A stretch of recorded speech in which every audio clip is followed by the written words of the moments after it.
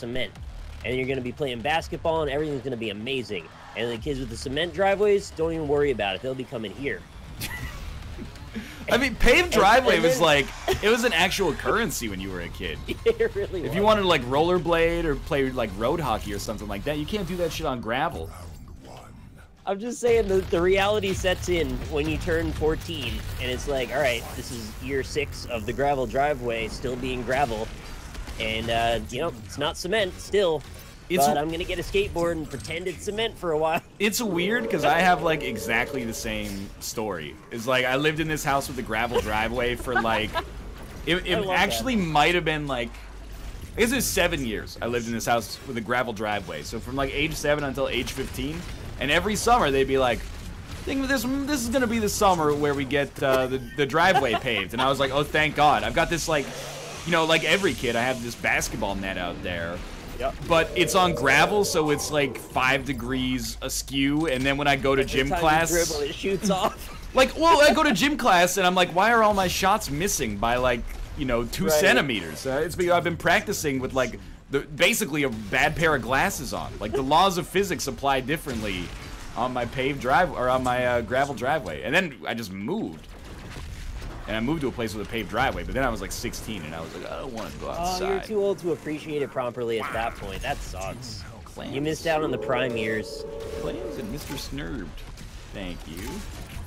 No, it's true, though. Like, if you're, like, between the age of, like, 7 and 14, that's prime driveway being paved ages. I'm just thinking, like, my dad built me this fucking grind slide rail. He built you like a skateboard rail. No.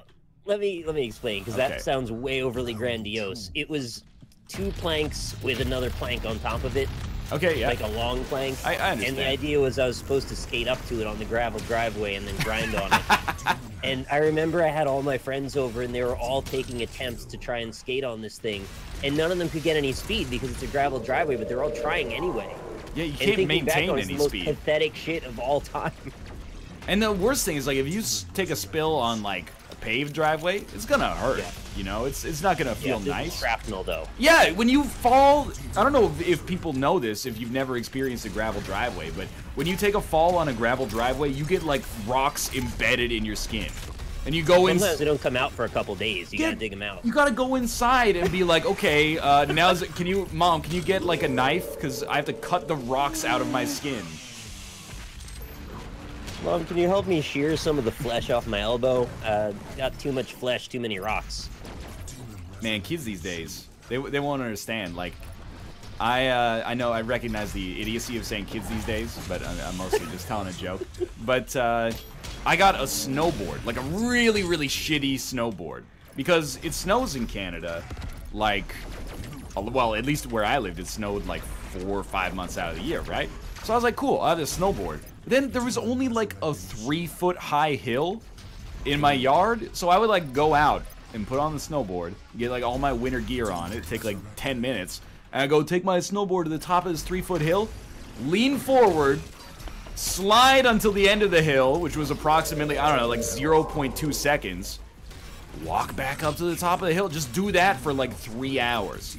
You had to take off your bindings at the bottom too. Again, then you just like walk up. Oh, man. That's, you know, it's a different era. I don't think kids would bother with that shit anymore. They're like, you know, we're just gonna, like, go play Call of Duty. You got the Pokemans now and all that stuff. All your... Kids still do bother with that shit, though. You got your Pokemons and your Donald Trumps and your... You do have a lot of those. Tinders. Kids these days don't have time for... Isn't Tinder. Kinder? Should I snowboard, or should I just keep browsing Kinder? You end up with a Kinder Surprise. I don't know if I would say that. You end up talking to Anthony Weiner on your Lord. Yo, speaking of the subjects of documentaries that are remarkably frank and also haunting, have you ever seen the movie Grizzly Man? No, I don't think so. What's that about? Okay, so Grizzly Man is from documentarian Werner Herzog. He's also done... Yep. Do you know Werner Herzog? I know that. I know the name, yeah. Okay. He's an actor/director. He's done a lot of documentaries like, you know, Encounters at the End of the World that is about like life in Antarctica. This one's about this guy Timothy Treadwell. He's got sort of like an Into the Wild sort of situation. That's a great name. Timothy Treadwell? It is an assumed name. But basically is this guy, he was kind of a misfit and he didn't fit in with, you know, the world of the humans. So every summer he would go to Alaska and he'd live with the bear.